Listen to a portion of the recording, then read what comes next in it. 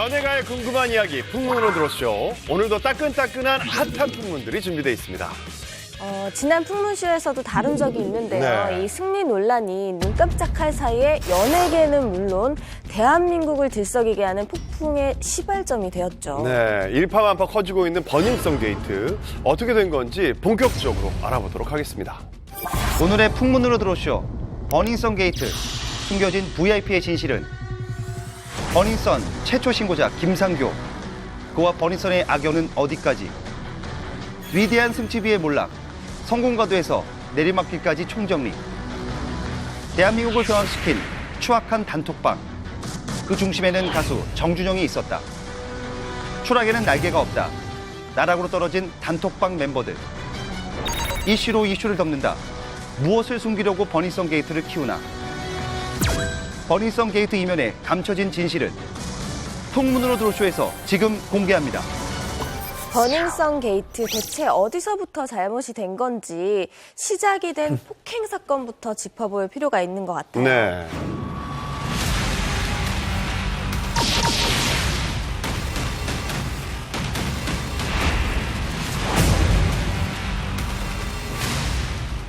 이게 벌써 지난해 11월 24일이니까 넉 달째네요. 네. 근데 이게 밝혀진 거는 비교적 최근의 일인데 일단 버닝썬에 손님으로 갔던 김상교 씨가 성추행을 당하던 여성을 보호하려다 클럽 이사와 그리고 이 VIP들에게 집단 폭행을 당했다고 주장입니다. 이것도 중요한 건 당시에 본인이 신고를 경찰에 했는데 오히려 자기가 보호를 받은 게 아니라 현행범으로 체포된 사실이 밝혀지면서 논란이 시작된 겁니다. 이게 피해자든 피의자든 어쨌든 간에 저 정도의 폭력은 조금 굉장히 심하죠. 비상식적이지 않나요? 그러니까 폭력 자체가 심한 거죠. 잘못된 거죠. 네, 버닝썬 사태 최초의 신고자라서 이제 기억이 나는데 당시에 그 본인이 신고자임에도 불구하고 오히려 현행범으로 체포된 것도 모자라서 폭행하고 또 경찰에 모욕적인 발언을 했다고 이렇게 주장을 하더라고요. 네. 자, 버닝썬과 김상교 씨의 악연은 여기서 끝이 아니죠. 지난해 12월이죠. 김상교 씨가 여성 강제추행 혐의로 고소를 당했습니다. 근데 문제는 마약 판매책으로 알려진 이 중국 여성 애나를 포함해서 고소 여성들이 모두 승리클럽에서 뭔가 관련된 인물들이었기 때문에 조금 더 논란이 컸었던 것 같아요.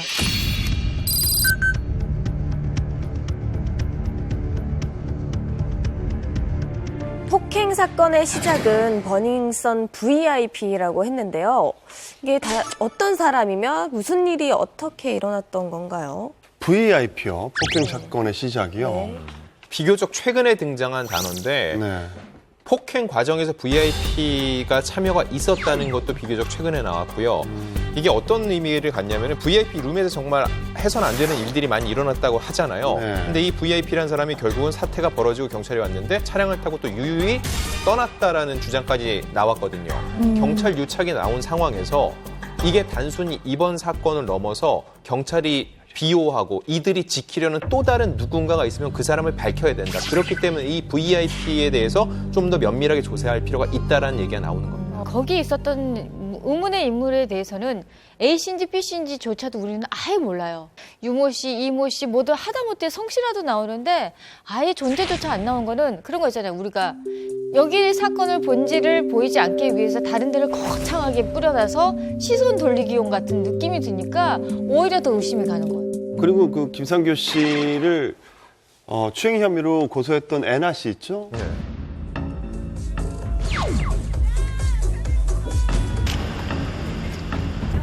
그런데 마약판도 있었나요? 애나 씨가 그 VIP하고 그러면 어느 정도 뭐 그것도 그냥 하나의 가능성일 뿐이고요. 그럴 거라고 단정지어서 얘기를 할 수는 없습니다. 다만 그 김상교 씨에게 성추행을 당했다고 고소한 여성 중에 한 명이 애나인데 애나가 이 클럽의 MD였다는 거. 그렇기 때문에 결국은 김상교 씨라는 사람이 성추행을 범한 범죄자라는 걸 강조하기 위해서 의도적으로 성추행 고소를 넣은 것이 아니냐라는 또 다른 의심이 발생이 되는 거죠. 애나 씨가 MD라 그랬잖아요, 버닝썬. 네. 그럼 또 한 명 고소한 분도 그러면 그 버닝썬과 연관이 있다고요? 사실 그 성추행 고소를 한 여성 한 분을 제가 얼마 전에 만났어요. 아, 그래요? 예. 네, 일부러 만나려는 건 아니었는데 예. 사석에서 만났는데 그분이 그분이라고 해서 얘기를 좀 들었는데 예. 그분이 저한테 얘기한 거는 역시 그분의 주장이라는 걸 주장이죠. 전제로 하고 네. 그분은 직접적으로 버닝썬에 관계되지 않았고 자기는 다만 버닝썬에 자주 가는 클러버 중에 한 명인데 자기를 따라다니면서 성추행을 했기 때문에 자기가 그거에 대한 고소를 한 것이다라고 얘기를 했고 이 똑같은 얘기를 몇몇 언론을 통해서도 얘기를 한 적이 있다고 본인은 주장을 했어요. 그러니까 여성분들은 김상교 씨가 성추행범이 맞다라고 하는 상황이고 김상교 씨는 VIP 때문에 폭행 시비가 붙었던 것이고 내가 오히려 성추행범을 저지하려고 한 거다라고 지금 팽팽한 완전히 상황인 거죠. 상반된 네. 의견을 가지고 있어요. 대립각이죠. 예. 네. 그 안에 VIP는 전혀 드러나지 않는. 근데 이게 되게 재밌는 게 느낌이 얼마나 믿을 수 있는 뒷구석이 있으면 자기의 신분이 그렇다는 거 본인 누구보다도 본인이 잘 알고 있는데 본인이 신고를 한다라는 거는 이거는 보통 믿을 구석이 없으면 이렇게 신고 못 하거든요. 절대 못하죠. 절대 못 하는데 애나가 신고를 했다라는 얘기가 있잖아요. 애나가 지금 불법 체류 그러니까요. 입장이죠. 네. 네. 버닝썬의 가이드라인 중에서 네. VIP한테 시비를 걸거나 아니면 뭐 클럽 측에서 이제 쫓아내고 싶은 이제 손님이 있을 때 뭐 가짜 피해자나 가짜 목격자를 이렇게 만들어서 성추행범으로 이렇게 뭐 고소를 해라. 이렇게 쓰는 방법이 있다고 증언들이 있대요. 근데 저도 이거랑 약간 비슷한 생각이 하나가 있는 네, 게 네. 그 애나가 김상교 씨를 이제 고소를 했잖아요. 그리고 그 클럽 측에서 애나를 굉장히 보호하려고 하는 듯한 그런 모습이잖아요. 어쨌든 이런 것들이.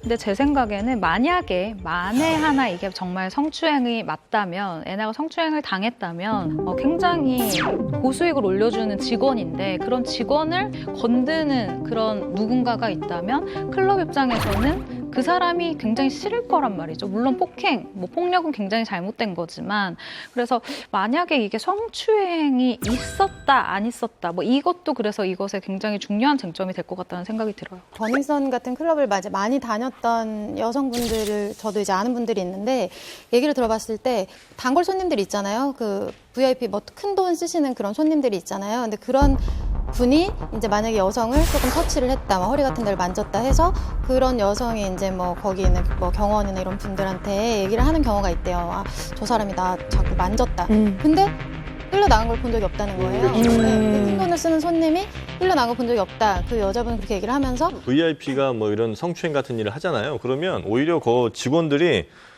저 옆에 있었는데 그런 거 못 봤는데요? 그런 거 전혀 비호한다 이거죠. 이상한 얘기하세요. 취하셨나 보네 이분. 뭐 이러면서 오히려 여자 손님을 끌고 나가는 경우가 있죠. 그러니까 여자 네, 이 술집들은 그러니까 이 클럽 같은 뭐 여기서 했다 안 했다는 뭐 제가 알 수 없습니다만 하여튼 그런 일들이 굉장히 비일비재하게 있었던 건 뭐 사실이라고 봐야 될 것 같아요. 그래서 김상교 씨가 이제 경찰 출두했을 때도 그거에 대한 관련 질문이 나왔어요. 혹시 집단 폭행에 가담한 인물 중에 버닝썬 VIP로 의심되는 인물 없나요? 그거에 대해서는 제가 좀 많이 밝혀달라고는 많이 말씀을 드렸습니다. 저도 정확히는 다 몰라가지고 단언하긴 힘들지만 적어도 그런 VIP라는 존재가 있기 때문에 그들을 보호하기 차원에서 조직적으로 뭔가 이루어져서는 안 되는 일들이 비일비재하게 이루어질 수 있다는 하나의 단서를 제공을 한 것 같아요. VIP는 VIP 룸도 그렇고 돈만 많으면 그냥 아무나 다 들어가고 막 그렇게 할 수 있는 거예요? 사실상 이 돈이 가장 중요한데요. 숙소는 기본이고 하루에 수억 가지 쓰는 그런 고객들이 VIP가 될 수가 있습니다. 버닝썬 MD랑 통화를 해서 그 VIP 관련해서 물어봤었었는데 그 이제 세트 뭐 5개 파는 거는 이미 익히 알려져 있는 사실이니까. 근데 버닝썬 같은 경우는 일단 만수르 세트가 나가긴 나간대요. 시키면 일단은 모든 직원들이 이렇게 병을 들고 들어와서 폭죽쇼를 해줘요. 병마다 이렇게 폭죽이 터지고 해서 퍼포먼스를 아주 화려하게 해준다고 하더라고요. 아니 1억을 썼는데 그거밖에 안 해줘요? 더다 터지고 이제 소리를 내면서 더 남을 줄 알았어. 이 세트가 1억이 아니라 1,000만 원이었으면 안 팔렸을 거예요. 오히려 그럼요. 그런 것도 있거든요. 클럽 하면은 그 클럽에 맞는 음악, 시그니처 음악들이 있는데 내가 원하는 음악을 지정해서 그걸 하나 틀어달라고 해서 틀 수도 있는 그런 나름대로 나만이 누리는 특권들을 주니까 사람들이 그걸 누리기 위한 거지 정말로 1억 원어치 내가 먹기 위해서 그걸 선택하는 건 아니죠. 진짜 VIP 돈 많이 쓰는 분들은 진짜 중국 부자하고 태국 또 갑부라는 얘기가 있거든요. 이 얘기에 대해서 좀 알고 계세요? 예, 최근에 이제 한 VIP 신상이 공개가 됐는데요. 바로 태국의 푸드에서 CEO인 파풀이라는 사람이었습니다. 이게 한 자신의 약물 피해자라고 밝힌 여성에 의해서 공개가 됐는데요. 그 내용을 보면 이렇습니다. 어떤 남자가 건넨 술을 한 잔 마셨는데 일어나니 호텔이었다. 저항하자 폭력을 행사했고 전치 3주 피해를 당했다면서요. 경찰에 신고를 했지만 이 CCTV 영상을 근거로 무죄를 오히려 주장을 했다고 합니다. 몸도 못 가는 여성을 호텔까지 데려가고 또 뭔가 폭행하고. 일을 하고 이렇게 했는데도 이게 무죄가 나왔다는 게 이해가 안 가는데요. 그러니까요. 그게 보면은요, CCTV 영상에서 이 여성이 두 발로 자기가 멀쩡히 걸어서 들어갔다는 거죠.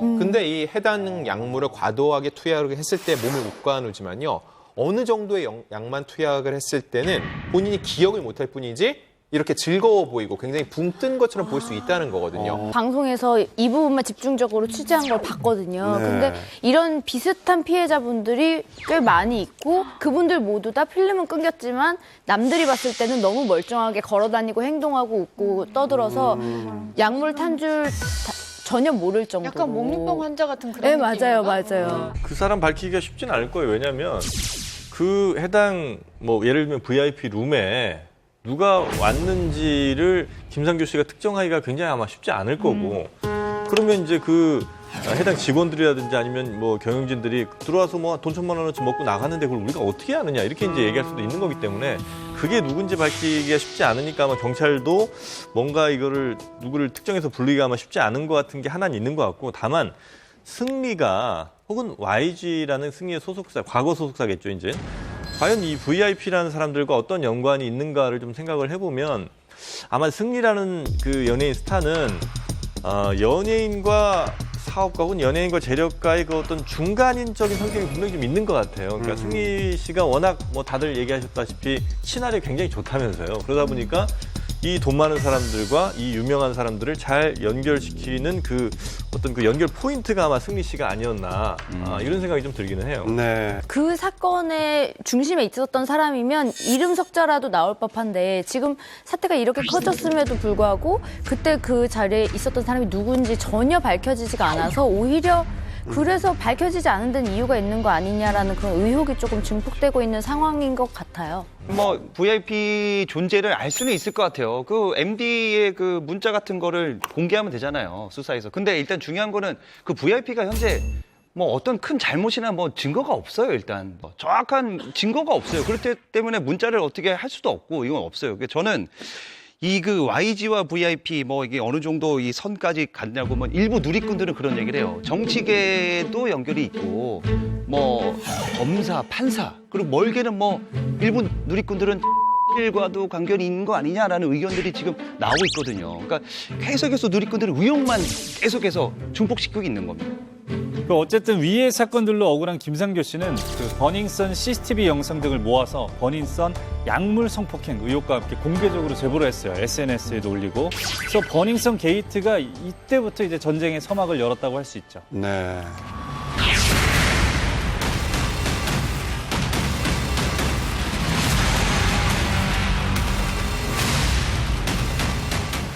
자, 버닝썬 문제가 공론화된 후 수사는 어떻게 진행이 됐나요? 피해 여성들이 증언이 잇따르고 있고요. 그리고 마약 유통 의혹이 제기되자 이제 광수대에서 이런 이야기를 합니다. 경찰 유착과 클럽 내 성폭행 및 마약 의혹 수사에 들어간다. 그리고 NI 집에서 마약으로 의심되는 백색 가루가 발견이 됐고 버닝썬 대표 이문호 대표하고 이 영업사장 모발에서 마약 성분이 검출이 됐습니다. 사실 뭐 집단 폭행 사건을 성추행 사건으로 물타기 하려다가 이게 마약 사건으로 번지고 지금까지 이렇게 쭉 왔는데 이게 사실 나비 효과잖아요. 경찰과의 유착 관계도 논란거리였는데 그러니까요. 네. 어떻게 진행되고 있습니까?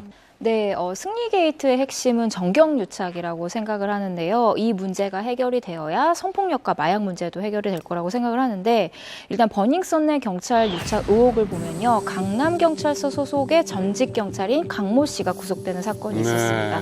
미성년자가 출입을 했다라는 신고를 받았지만 무마를 했고 그 대가로 뇌물을 받아서 현재 받았다는 혐의가 있어서 현재 구속된 상황이고요. 이 모든 사건의 시발점인 김상규 씨가 이제 최초로 신고를 했던 것이 역삼지구대인데요. 이 역삼지구대는 2009년에도 유흥업소 업주들에게 돈을 받고 편의를 봐주다가 적발된 전적이 있습니다. 근데 저는 그냥 유착이라고 하면 이제 클럽이라는 그 업장의 특성상 어느 정도 경찰과의 조금 서로 이제 이 정도의 편의를 봐주고 요런 거는 눈 감아 넘어가지고 요런 정도는 있을 수 있다라고도 생각을 했어요.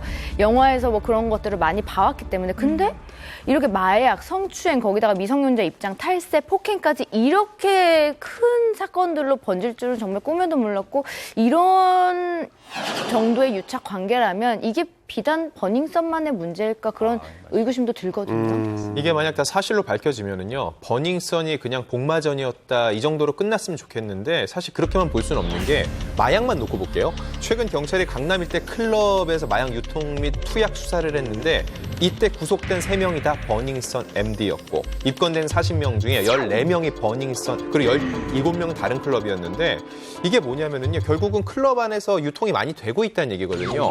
그냥 클럽 자체는 마약을 사고 파는 곳 이런 식으로 등식이 성립될 수는 없지만요.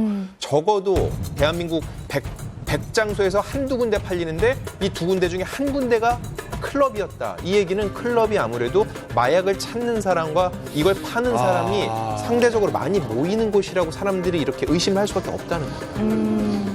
밤늦게 불특정 다수의 사람들이 많이 모이고 또 그 모이는 목적이 어떤 흥을 위해서 술과 함께 모이는 곳이기 때문에 사실은 뭐 미국이 됐든 뭐 유럽의 어느 나라가 됐든 대체로 클럽 같은 데서 더 많은 마약이 유통되는 건 사실인데 폭행이라든지 이런 거는 그러니까 지방경찰서 수준, 예를 들면 강남경찰서 수준에서도 어느 정도 뭐 막는다든지 무마가 가능할 수 있지만 마약 정도는 지방서에서는 안 된다고 봐요. 이거는 검찰 단계까지는 충분히 가야 왜냐면 마약 수사 자체가 전담반이 있잖아요. 그렇죠. 마약 전담반이 있고 또 광역수사대에서 그렇죠. 마약 수사를 한다든지 아니면 서울중앙지검의 뭐 마약반 이런 데서 이제 하는 거기 때문에 마약을 만약에 눈 감고 봐줬다고 한다면 이건 그냥 지방경찰서, 강남경찰서에서만 봐줘서 될 문제는 결코 아니다. 그 수준이 강남경찰서에서 끝날 수는 없을 거라고 봐요. 맞아요.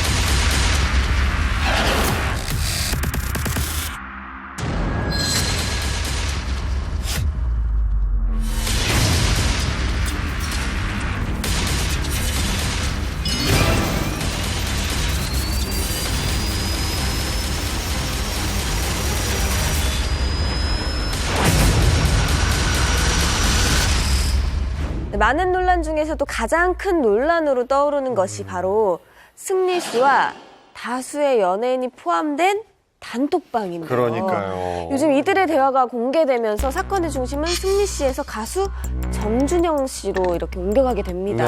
네. 카카오톡 내용 전부 사실입니까? 영상 몰래 찍어서 올리신 거 맞습니까? 시청자와 팬들한테 하고 싶으신 말 없으십니까? 까지도 정말 죄송하게 생각하고요. 조사 성실히 솔직하게 진술했습니다. 회자되고 있는 황금폰에 대해서도 다 있는 그대로 다 제출하고 솔직하게 모든 거 다 말씀드렸으니까. 일단 정준영 씨 같은 경우는 여성의 동의 없이 촬영을 하고 유포를 한 혐의를 받고 있잖아요. 근데 여기에다가 성매매 의혹까지 있는 상황이에요. 특히 14일 소환 조사 이후에는 정준영 씨 그 카톡 확보된 게 20만 건에 달해요. 20만 건이요? 그러니까 이제 경찰도 굉장히 아마 분석하기가 좀 힘들 거예요. 시간도 많이 들 거고. 근데 몰카 유포 같은 경우는 본인이 만약에 직접 올렸다는 것만 이렇게 만약에 증거로 확정이 되면은 이거는 정말 빼박 캠프 증거가 확실합니다. 네, 승리와 친구들 이 8명이 함께한 단톡방인데요. 그 주고받은 내용이 제가 중년의 여성인 제가 봐도 정말 너무 심하다 싶을 정도인데 몰래 촬영해서 유포한 이 동영상의 피해자가요. 지금 확인된 바로 10명 정도 된다고 합니다. 근데 뭐 내용이 굉장히 충격적이지만 더 충격적인 게 이제 단톡방 멤버들인데 이 멤버들이 이제 연예계에 소문날 절친들인 유명 가수들이라는 거죠. 맞죠. 이 멤버들이 알려져가지고 좀 더 충격을 줬잖아요. 근데 이 단톡방에 주축이 된 승리 씨랑 이제 뭐 정준영 씨 그리고 FT 아일랜드 멤버 최종훈 씨가 있죠.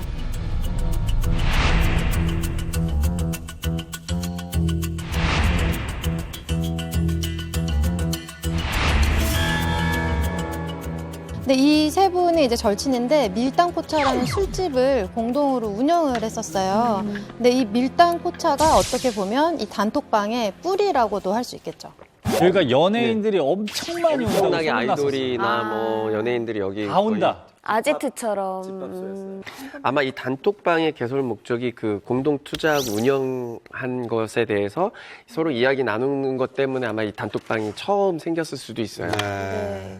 이렇게 절친들끼리 공동 운영을 했는데 왜 폐업까지 가게 된 거죠?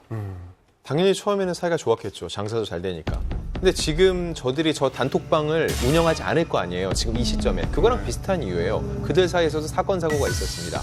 지인 중에 한 명인 A씨가 2017년 3월에 대마초 흡연 혐의로 구속이 되면서 균열이 생겼고요. 이로 인해서 언론 보도가 나오고 문제가 되니까 이 단톡방에서 A씨를 내보낸 거죠. 이러면서 이 A씨가 인맥이 넓었는데 손님이 차츰 줄어들고 여러 구설이 생기니까 자연스럽게 폐업 수순을 밟은 겁니다. 아, 사업장은 사라져도 어쨌든 그 문제의 단톡방이 남아 있었는데, 아니, 동업 친구면 이렇게 유시아웃이 열심히 해가지고 사업을 하려고 그래야지. 사업을 한 게 아니라 거기서 이상한 짓을 해가지고 논란을 만들고 이 불씨를 만들고. 아, 진짜. 근데 현재 단톡방에 있는 지금 나머지 다른 인물들도 그러면 밀당 그 포차를 만들었던 동기인가요? 이 사건의 동기인가요? 박한별 씨의 남편이자 승리와 유리홀딩스 사업 파트너인 유인석 씨가 지분 50%를 가지고 있었고요. 그리고 정준영, 최종훈, 소녀시대 유리 오빠 권혁준 씨 등 5명 등 뭐 다른 사람들이 이제 투자를 더 많이 한 거예요. 근데 창업 멤버 자체가 거의 뭐 카톡방 멤버다라고 봐도 뭐 무방할 것 같네요. 네. 이 외에 다른 단톡방은 없을까요? 왜 승리팸, 준영팸이라고 하는 이 팸은 패밀리를 얘기하는 거고요. 언급됐던 이 밀당포차에서 대화를 나눴던 친구들은 보통 이제 승리팸 단톡방입니다. 네. 그리고 여기에서 바로 승리의 성매매 알선에 대한 관련된 대화도 주고받은 것으로 알려졌고요. 그리고 정준영과 승리와는 친하지 않은 동료들, 그리고 정준영, 최종훈들이 속한 정준영 중심의 준영팸 방이 또 있었습니다. 네. 그 정준영 씨랑 최종훈 씨는 또 승리팸 방에 속해 있는 멤버인 거죠. 그렇죠. 예. 네, 그래서 여기에 이제 공통적으로 속한 분들이 정준영 씨랑 최종훈 씨인데 최종훈 씨는 양쪽에 다 있어요. 이렇게 친분이 양쪽으로 다 두터운 건가요? 일단 그렇게 볼 수 있을 것 같은데요. 사실 정준영 씨의 최대 몰카메이트는 K씨입니다. 이 K씨 같은 경우는 버닝썬의 관련 인물이기도 한데요. 정준영 씨, 이 K씨 둘이서 지난 10개월 동안 무려 10개의 불법 영상 촬영물을 공유를 했습니다. 촬영물은 주로 원나잇 인증용이었다라고 하는데요. 정말 다신 없을 영혼의 파트너네요. 진짜 그냥 보통 다들 쓰는 그냥 흔한 단톡방이었는데 그냥 순간순간은 즐겼지 모르지만 결국은 거대한 폭탄방이었네요. 이 단톡방 멤버들 중에서 유독 정준영 씨가 논란이 되고 있죠.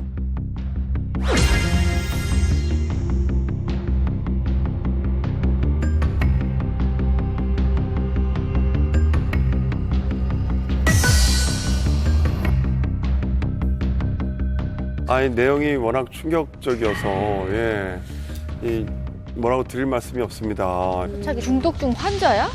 아니 이 정도면 말씀하신 것처럼 거의 뭐 의존증이라던가 환자라던가 뭐 야, 저거 진짜 거의 뭐 사리분별을 못하는 그래서 수준. 지금까지 정준영 씨랑 친분이 있고 굉장히 친하다고 알려진 분들까지도 전부 다 지금 문매를 맡고 있는 그런 상황이잖아요. 그러니까 이제 여기도 보면은 마치 무슨 동물이나 무슨 물건 다루듯이 그렇게 여성을 표현하는 거예요, 저는. 근데 정준영 씨가 철저히 되게 이중적으로 생활을 했다는 생각이 드는 이유가 그 정준영 씨랑 되게 친한 여자 그 친구가 있어요. 그 여사친이죠. 정준영 씨의 여사친인데 그 친구한테는 전혀 다른 말투를 써요. 정준영 씨가. 네. 이런 식의 어떤. 네, 굉장히 매너가 좋아요. 오랫동안 알고 지냈는데 그들이 오랫동안 알고 지냈는데 굉장히 매너가 좋고 이런 대화를 하지 않는단 말이죠. 근데 이게 지금 다 공개가 됐잖아요. 그러니까 그 여자분도 엄청 충격을 받은 거예요. 이게 받아줄 만한 사람에게는 이런 식으로 그러니까 한거 남자끼리나 아닐까요? 친한 사람들이랑은 이렇게 대화를 하고 그러니까 여자를 두 종류로 보는 거죠. 네. 그냥 진짜 사람 아니면 내가 상대할 물건 막 이런 느낌으로. 그런 식인 것 같아요. 와. 그래서 그 친구도 너무 충격을 받아서 아 진짜 이런 애인지 몰랐다 막 이런 얘기를 하더라고요. 이번 사건을 취재하면서 심리학자를 통해서 좀 물어봤어요. 어떤 심리냐고. 굉장히 단순 명료하게 얘기를 하더라고요. 과시욕. 이들이 모인 단톡방은요, 정말로 소규모 그들만의 세상이고 그 안에선 대장이 되기 위해선 추앙받을 만한 뭔가를 갖다 넣어야 되는데 1차원적이고 유아기적으로 내가 이거예요. 내가 더 좋은 장난감이 있다 이런 것처럼 정준영은 그걸 그렇게 도구화해서 계속 던진 거라는 거예요. 네. 얘가 큰 걸 취하기보다는 이러면 친구들이 다 대단하다, 너 최고다, 또 없니 이런 식으로 하는 거를 자기 과시욕을 이거 삼았다는 게 첫 번째고요. 그리고 또 굉장히 안 좋게 학습된 게 하나 있는 게 저는 이번 사건 보면서 가장 충격적이었던 걸 딱 하나 꼽으라면 이겁니다. 어떤 여성이 알았어요. 정준영이 이러는 걸. 근데 그 여성이 정준영에게 문자를 보냅니다. 다른 여자 같았으면 신고했을 거야. 친구한테서 더 얘기해서 유출 안 되게 해줘라고 했는데 이거를 나 걸렸다 크크크 하면서 또 자랑을 해요. 이 얘기는 뭐냐면은 정준영은 이 사건으로 인해서 문제가 돼도 여자들이 스스로 2차 피해가 두려워서 입을 다물 거야라고 이상한 학습이 된 거예요. 이게 바로 2차 피해인데 그쵸. 정준영은 학습화된 거예요. 그 여성을 통해서라도 내가 걸려도 자기들이 얼굴 팔리고 이미지 깎일 거 무서워서 신고 안 할 거야라고 본인이 이렇게 강하게 믿어버렸다는 거예요. 저는 그리고 이번- 사회가 키운 전 악이라고 생각해요. 연예인이 아니어도 일반인이어도 사실 여자 입장에서 그렇죠. 그런데 심지어 대상이 여자 연예인이면 더더욱 입을 다물 수밖에 없을 것이다. 아, 이게 우리가 가끔 얘기하는 그 관음증이라는 것과 일맥상통하는구나라는 생각이 드는 게 모두가 머리로는 알아요. 이 피해 여성이 2차 피해를 당하기 때문에 그 동영상을 보면 안 된다. 심지어 찾는 행위를 해서는 안 된다. 그리고 우리는 이 사안을 통해서 배웠잖아요. 이런 동영상을 공유하는 것, 전달하는 것만으로도 우리는 처벌을 받을 수 있다.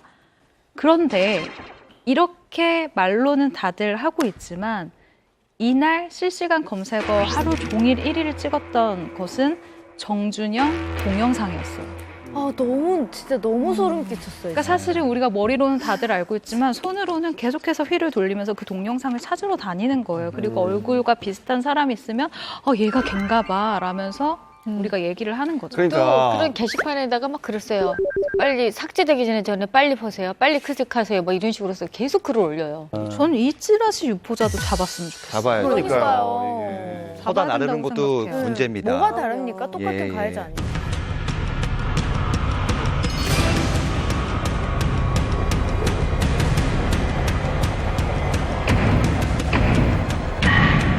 정준영 씨는 그전에도 과거에도 같은 혐의로 무혐의를 받은 적이 있었죠. 네, 과거 두 차례 2016년, 18년도에 불법 촬영물 수사 당시에 경찰 핸드폰 압수 요청에 이렇게 얘기를 했습니다. 휴대폰을 잃어버렸다. 그리고 고장나서 고쳐서 제출하겠다 등의 변명을 했는데요. 어쨌든 안 내고 그대로 검찰에 송치가 됐죠. 근데 그게 뭐 자기가 안 낸다고 해서 그래도 되는 건가요? 그게 강제로 이제 압수를 해서 조사를 해야 되는 부분이 아닌지. 이번이 벌써 똑같은 지금 이제 사건의 3번째인 거잖아요. 그래서 내용을 이제서야 밝혀진 내용을 쭉 보니까 왜 그렇게까지 숨겼는지 알겠다라는 또 생각도 드네요. 네. 심지어 그 2016년에 정준영 씨가 그 기자회견을 했었잖아요. 근데 그 기자회견을 하기 3시간 전에 사과문을 읽어서 녹음 파일이죠. 이 사과문을 읽은 이 녹음 파일을 이 단체방에 올렸는데 이 단체방 반응이 그래 뭐 진심을 담았네. 그래 뭐 고생하고 와. 이게 아니라 크크크크크 괜찮냐? 그러니까 뭐랄까. 기자회견에 가는 이 친구를 굉장히 뭔가 아니 너 걸렸냐? 이런 식으로 진짜 아무것도 아닌 것처럼 대하는 장난치듯이. 네, 그런 태도도 굉장히 좀 불쾌했죠. 사실 이 내용도 얼마 전에 보도가 됐어요. 어떻게 근데 저 중에 단 한 명도 이런 거에 대해서 이상하다고 생각하는 사람이 없어요. 그러니까 이게 누가 한 명이 제재를 해야 되는데. 근데 예를 들어 제재라거나 이상하다고 얘기를 하면 그 톡에 그 단톡방에 묶이는 거죠. 그래서 저들과 친하게 지내다가 더 이상 친하지 않게 된 연예인에 대해서 알고 있는데 그 연예인은 그런 저들의 행태와 자기가 동조할 수 없어서 빠졌다고 하는 거예요. 결국은 저 정도 수위의 대화에 동조의식을 갖고 같이 거기에 장단 맞춰줄 수 있는 사람들만 남아있는 결정체를 우리가 본 거라고 할 수 있습니다. 지난 무혐의 사건 때 담당 변호사가 이번에도 또 정준영 씨를 변호하게 됐죠. 예. 그 현재 각종 혐의의 이 증거가 되는 단톡방 내용들이 지난 2016년 그 정준영 씨 측에서 포렌식 수리를 맡긴 폰 기사가 이 복구 과정 중에 단톡방을 보고 엄청나게 충격을 받고 심각함을 느껴서 이제 변호사한테 상담을 했는데 이 변호사가 그것을 이제 권익위에 제보를 하면서 세상에 알려지게 된 거죠. 약간 좀 헷갈리실 수 있는데, 그러니까 정준영 씨 변호를 맡았던 사람은 지난 무혐의 사건 때 정준영 씨의 담당 변호사였던 거고, 지금 이제 얘기하는 그 신고했던 변호사는 다른 변호사입니다. 네네. 그러니까 정준영 씨를 보호했던 변호사는 네. 계속해서 네네. 그 전에 사건부터 지금 담당 변호사고 네. 이 사건을 제보한 카톡방을 권익위에 제보한 변호사는 다른 변호사. 다른 변호사죠. 이게 저 휴대폰 수리한 그 기사가 상담해가지고 네네네. 제보한. 네네. 이 무혐의를 받았던 방법에 대해서 좀 알아보니까 이랬더라고요. 2016년에 이 담당 변호사가 허위로 휴대폰 복구 불가 의견서를 경찰에 제출을 하는데 이게 이제 증거인멸 조작을 한 것으로 밝혀졌기 때문이죠. 그 때문에 이제 문서 조작까지 하면서 막으려 했던 증거들이 지금 공개가 되고 있습니다. 그래서 앞으로 또 어떤 방법으로 정준영 씨를 변호할지 이것도 집중이 좀 되고 있습니다. 제가 궁금한 게 그러면 정준영 씨가 저 폰을 수리를 맡긴 거예요? 아니면 저 사건이 있을 때 경찰이 그 폰을 정준영 씨가 수리를 맡겼어요. 맡겼는데 경찰 측에서 그게 수리 복구가 불가하다고 의견서를 써달라고 경찰에서 요구를 해서 수리 기사도 되게 의아하게 생각하고 이걸 왜 압수해가지 않고 나한테 여기서도 의혹이 좀 많아요, 굉장히. 그래서 왜 이렇게까지 끝났냐? 아니 경찰이 왜 그래서 그거를 거기서 유착 의혹이 시작된 거예요. 맞아요. 그런데 그 휴대폰 사설 그 수리업체 기사분이 만약에 이 개인정보를 마음대로 유출하게 되면은 개인정보보호법 위반으로 좀 처벌이 되지 않나요? 그 부분 때문에 설왕설래가 좀 있긴 했는데요. 이 자료를 어떻게 사용했는지가 중요합니다. 만약에 개인적으로 재미를 삼아서 인터넷 사이트라든지 다른 사람한테 전달을 했다면 이건 명백한 범죄일 수 있는데 이번 같은 경우는요. 공익적인 차원에서 활용을 했기 때문에 이거는 범죄가 아닐 수도 있다는 그런 인식도 있습니다. 그러니까 이제 정준영 씨는 제가 볼 때는 그 귀중한 기회를 좀 놓친 것 같아요. 네. 2016년 그 사건이 사실은 정준영 씨한테는 아주 좋은, 그러니까 뭐 좋은이라는 표현이 좀 그렇습니다. 하여튼 굉장히 중요한 기회였던 것 같아요. 이슈가 터닝 포인트가 될 수 있어서. 그때 정말 제대로 반성하고 제대로 혼났다면 그러니까 누군가의 비호 없이 정말 제대로 여론의 문매도 맞고 뭐 정말 충분한 자숙도 하고 하면서 만약에 다시 이제 복귀를 했다면 아마 이렇게까지는 안 갔을 것 같거든요. 근데 그 귀중한 찬스를 놓쳤다는 게 아마 정준영 씨 인생에는 굉장히 뼈아픈 순간일 것 같습니다.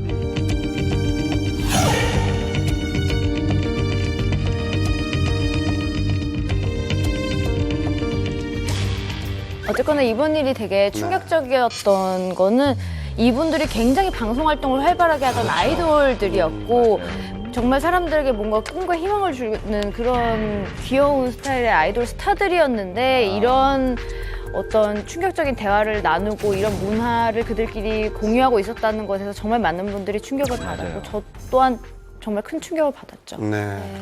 승리 씨에 이어서 정준영 씨, 용준영 씨까지 혐의가 드러나자 모두 신속하게 은퇴 혹은 탈퇴를 했어요. 이들의 이탈이 우연이라고 하기에는 너무 좀 닮은 것 같아요.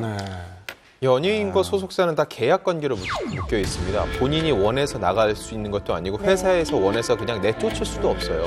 결국은 양쪽의 합의를 볼 수밖에 없고 그 와중에 제가 여기서 그만두겠습니다. 은퇴를 하겠습니다. 본인의 의사가 전 1번으로 있었다고 보고요. 이렇게 은퇴를 하면 사실상 그냥 활동 중단보다도 나중에 복귀가 굉장히 힘들어집니다. 근데도 본인이 이렇게 여기서 은퇴까지 선언을 한 건요. 이 상황을 빨리 이 국면을 전환하고 피해를 최소화하기 위해서 이런 선택을 할 수밖에 없었다고 보고 연이어 왜 도미노적으로 그럴까에 대해서는 저는 승리의 결정이 결정적이었다고 봐요. 승리가 먼저. 그중에서도 가장 스타 중에 스타인데 모든 걸 내려놓고 내가 은퇴하겠습니다라고 선언을 한 상황에서 그 뒤에 있는 사람들이 퇴로를 마련해놓고 나 요만큼만 할게요라고 얘기하면은 거기서 오는 엄청난 압박과 비난에서 피할 수 없을 거거든요. 네. 그렇기 때문에 결국은 연쇄 은퇴, 탈퇴 이런 작용들이 좀 나타난 것으로 봅니다. 그렇군요. 예. 근데 은퇴에 왜 이렇게 저 의미를 두는지는 모르겠어요. 아니 은퇴했다가 복귀하면 예를 들어서 벌금을 매긴다거나 아니 뭐 3년형에 처하거나 이러면 은퇴라는 게 정말 큰 의미가 있는 거지만 은퇴했다가 1년 뒤에 혹은 뭐 3년 뒤에 잠잠해져도 다시 나와요. 그 누가 막죠? 그렇죠. 못 막아요 아무도. 그러면 정 변호사님은 이번에도 다시 번복이 돼서 은퇴 후에 그건 이제 이번에 법적 처벌이 어느 정도 수준으로 가느냐 맞아요. 여기에 달려 있겠죠. 예를 들면 무슨 그냥 무혐의로 나온다거나 아니면 그냥 뭐 집행유예 정도로 그냥 끝난다면 한 2, 3년 있다가 예를 들면 2, 3년도 아니겠죠. 한 1년 정도 있다가 외국 활동부터 먼저 슬슬 하겠죠. 그렇게 해서 복귀하는 게 얼마든지 가능할 것 같고 뭐 은퇴하는 게 저는 뭐 큰 의미가 없는 것 같아요. 지금 활동 중단이나 은퇴나 뭔 차이가 있는지 모르겠어요. 그냥 얘기했잖아요. 뭐라도 보여줘야겠으니. 네, 국면 전환용이에요. 연예인한테 네. 가장 마지막은 보통 은퇴라고 생각하니까 일단 던지는 거죠. 그러지 않고 나는 그냥 조서만 받고 은퇴라는 어떤 이렇게 앞에 가림막을 하지 않으면 일반인들이 보기에는 와 그냥 그렇게 가네? 이렇게 생각할 수도 있잖아요. 많은 연예인들이 연루되면서 사회적 파장이 큰데요. 1박 2일 동료 연예인들한테까지 네. 이게 불똥이 던졌죠. 네, 맞습니다. 아까 정준영 씨 카톡이 20만 건 정도 확보가 됐다고 네. 했잖아요. 근데 이게 시한폭탄입니다.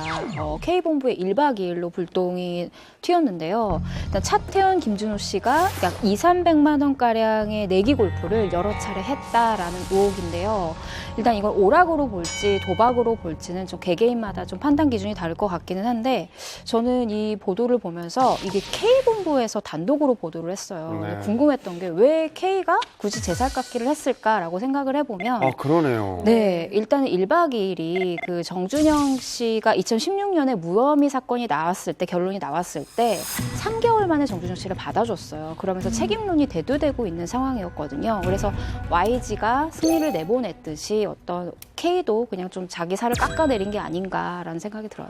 K본부에서 단독으로 나왔었어요, 네. 보도가. 근데 이게 K로서는요 어쩔 수 없는 선택이었던 게 다른 매체에서 기사가 먼저 나왔을 때는요 K가 또다시 곤경에 처했을 거예요. 1박 2일로 한 번 정준영에게 면죄부를 줬던 그 방송사에서 이런 일이 있었는데도 불구하고 그냥 묵과했다라는 식의 보도가 나오면은 사면초회가에 몰릴 수 있거든요. 그래서 스스로 우리는 언론사로서의 최소한의 양심을 지켰다는 그런 어필이 될 수도 있었을 것 같아요. 그렇군요. 예. 근데 사실 도박이든 아니든 저는 그냥 대중으로서 봤을 때는 그거 별로 궁금하지도 않고 그렇죠. 이 사건 예. 자체도 아니 지금 버닝썬 게이트가 활활 타고 있는데 왜 자꾸 뭐 이런 게 뭐 이렇게 장가지처럼 옆에서 툭툭 치고 나오지? 이건 뭐 내 누가 말이 그 말이야. 괜히 이런 쪽으로 시선을 돌리려고 이렇게 하는 건가라는 의심이 들 정도로 사실은 이게 뭐 지금 이 사안의 경중이랑 비교도 안 되는 정도잖아요. 네. 그래서 오히려 그냥 빨리 이렇게 정리하고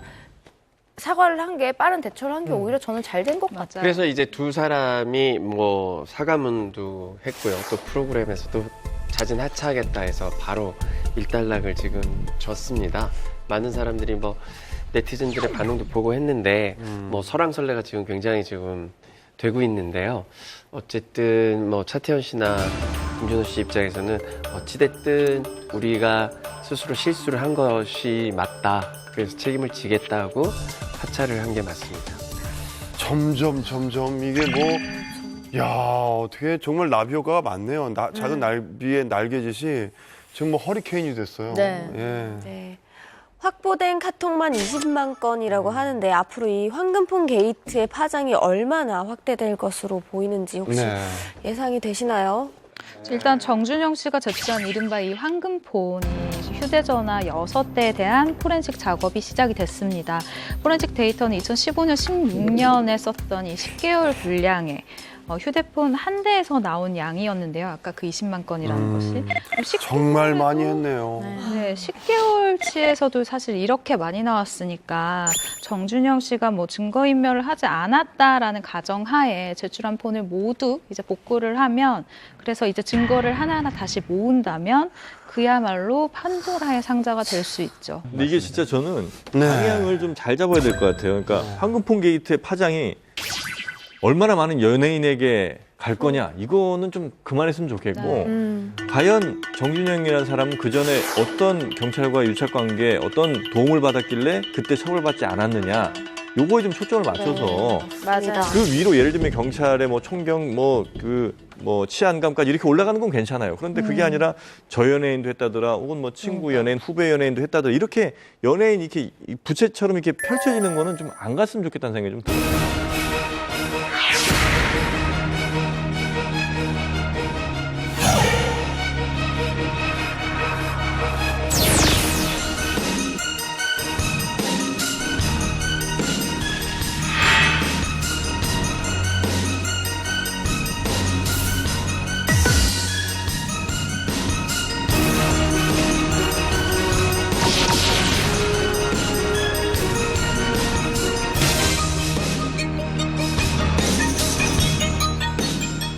계속되는 버닝썬과 가수 승리 씨의 몰락, 이 전 국민을 경악하게 만든 단톡방 대화가 지금 또 다른 후폭풍을 낳고 있어요. 후폭풍이 더 커졌어요, 지금. 네. 저도 사실 너무 놀랐는데 바로 승리와 지인들의 성접대 의혹입니다. 네. 지난 2월 26일 승리가 VIP로 추정되는 고객에게 성접대를 제공하려고 한, 그러니까 뭔가 성접대를 제공하려고 한 것이 아니냐라는 의혹을 불러일으킬 만한 그런 대화창이 공개가 됐습니다.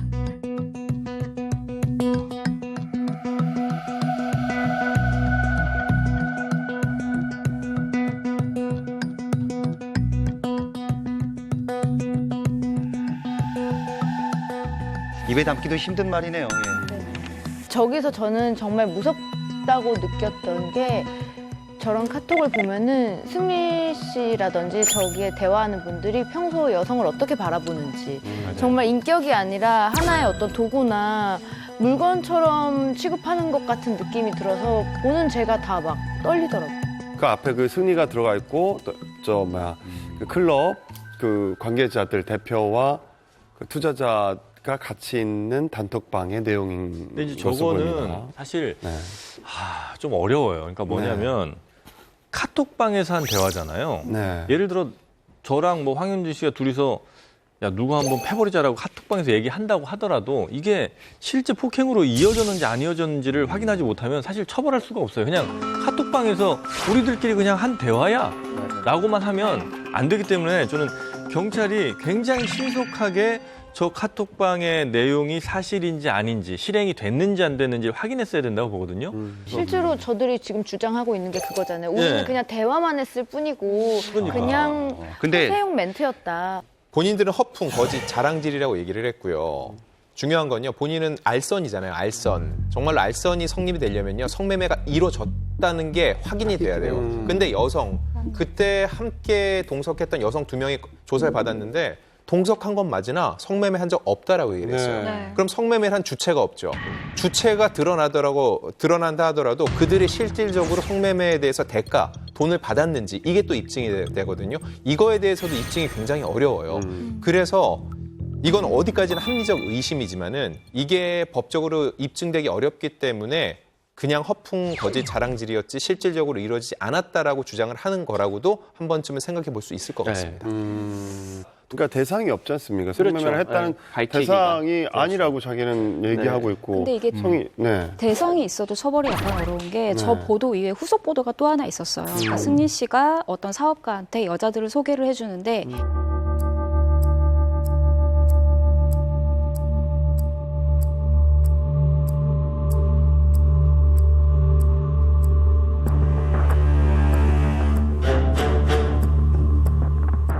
승리가 이거에 대해서 전화 인터뷰를 했는데 어떻게 얘기를 했냐면 여자를 소개해 준 거다. 한마디로 이거는 뭐 소개팅 사건같이 해명을 했어요. 사실 이거는 입건된 정황, 실제로 그 사업가가 그 여성과 성매매를 했느냐 이런 거를 구체적으로 수사하지 않는 이상 말장난이라고 해버리면은 소개라고 하면은 처벌할 수 있는 근거가 없는 거예요. 사람들이 이게 지금 문제예요. 법의 영역과 대중 정서의 영역을 자꾸 혼돈을 하는데요.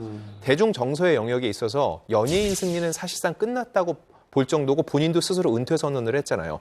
남은 거는 연예인이 아닌 자연인 승리가 과연 법적인 처벌을 받을 수 있냐 없냐의 문제인데 이게 법의 영역으로 넘어갔거든요. 근데 지금 승리의 주장에 따르면요.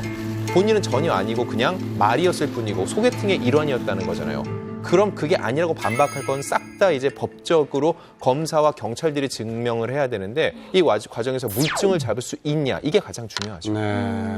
보통 소개팅 하면은요, 나는 내가 생각할 때 이 친구랑 어울릴 것 같아 해서 인사해 뭐 이렇게 둘이 잘 맞을 것 같아 이러고지. 오빠 1번, 2번, 3번 있는데 어떤 애가 나? 당연히 말이 안 되죠. 안 하죠, 절대. 거기다가 1,000만 원이라는 액수까지 나왔는데 그건 소개팅하는 게 말이 안 돼. 그러니까 국민들의 분노는 이미 충분히 올라왔고 말씀하신 것처럼 이제 처벌을 어떻게 할 거냐가 핵심인데 지금 저 카톡으로는 아무리 봐도 처벌할 근거가 사실은 굉장히 부족해요. 그러니까 현실에서 어떤 행위를 했느냐 이걸 빨리 잡아야 돼요.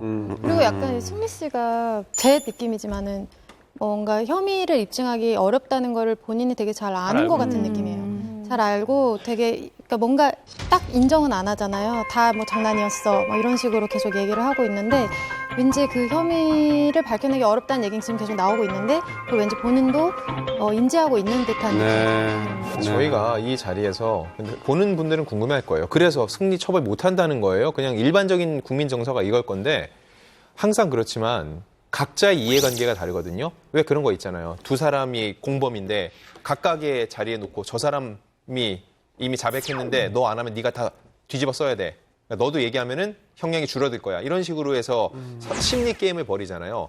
마찬가지로 그들 지금 엮인 사람들이 각자 조사를 받고 있는데 상대방에서 어느 정도까지 인정할지 모른다는 거예요. 근데 이제 그러려면 예를 들어 승리 씨라든지 유모 씨라든지 이런 사람들이 이제 구속된 상태면 그렇죠, 예. 그럼 이제 그게 가능해요. 그런데 지금 현재 다 밖에 나와 있는 상태이기 때문에 얼마든지 밖에서 입 맞추고 들어갈 수 있단 말이죠.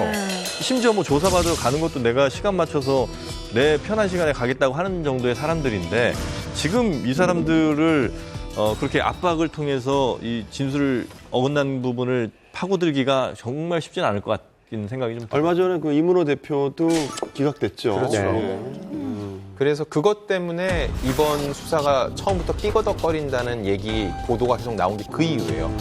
결국은 구속이 안 된다면 구속을 시킬 만한 물적 증거를 충분히 확보하지 못했다고 위에서 판단을 한 거고 결국은 밖에 있는 그 사람들이 실제로 죄가 없을 수도 있지만 죄가 있을 경우 그들이 합을 맞춰서 빠져나갈 방법을 찾을 수 있다. 이런 가정도 해봐야 된다는 거죠. 수사가 진행이 될수록 이 비슷한 류의 정황들이 계속 나와서 네. 근데 그 수위가 점점 높아져서 저는 매일 아침 일어날 때마다 핸드폰 먼저 보게 되더라고요. 놀래죠? 깜짝깜짝. 그래서 뭐 오죽하면 무서워요. 누리꾼들이 이제 뭐 농담 반 진담 반으로 범죄 도장 깨기 같다라고 말이 나올 정도로 하루하루 계속 의혹들이 증폭이 되는 상황인데 조사 이후에는 그 해외 원정 성매매 그리고 해외 원정 도박 혐의까지 또 이 이종 세트가 추가가 됐더라고요.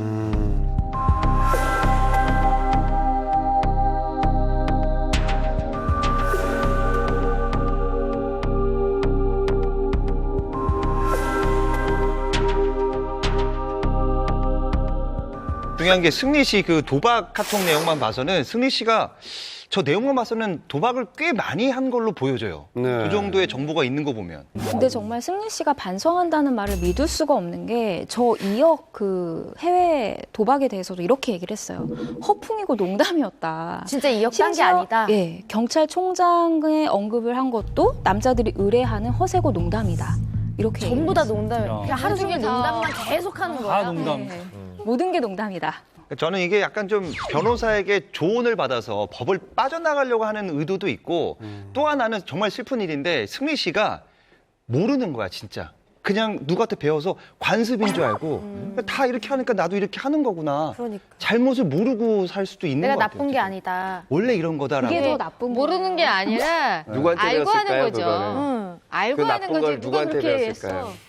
근데 며칠 전 승리의 성매매 알선 혐의와 관련된 여성 2명이 조사를 받았는데요. 그 대화방 내용만으로는 혐의를 뭐 뒷받칠 만한 증거가 되지 않는다라고 했고 아직 공개는 되지 않았지만 그 경찰 관계자가 밝힌 말이 굉장히 지금 궁금증을 낳았는데 나름 의미 있는 진술을 받았다. 그러니까 뭔가 실마리가 될 만한 걸 줬다 막 이런 것 같은데요? 그러니까 이 나름 의미 있는 진술이 반드시 이 두 여성의 발언만은 아닐 것 같고요. 조사 과정에서 또 다른 뭔가가 있지 않았을까 싶어요. 지금 정황상 혐의를 잡기가 쉽지 않은 거죠. 않은 상황이죠, 어렵죠, 본인들이 지금. 부인하고 있고 네. 카톡 내용밖에 없는 거고요. 자, 승리와 정준영 연달아서 소속사와 계약 해지에 이어서 같은 날 나란히 1차 소환 조사를 받았어요. 네. 근데 정준영 씨가 방송 촬영하다가 긴급 귀국을 했잖아요. 네. 그게 이제 14일 날 이제 1차 소환 조사를 했는데 승리와 정준영 씨가 절친이 나란히 경찰서에 출석을 했습니다. 국민 여러분께 심히 부처드려서 너무 죄송하고 조사 성실히 임하도록 하겠습니다. 죄송합니다. 제가 어떤 말씀을 드리는 것보다 진실된 답변으로 성실하게 조사 임하겠습니다. 감사합니다. 네, 이제 정준영 씨 같은 경우는 성폭력 범죄 처벌 등에 관한 특례법 위반 혐의 그리고 뭐 유착 혐의가 있고요.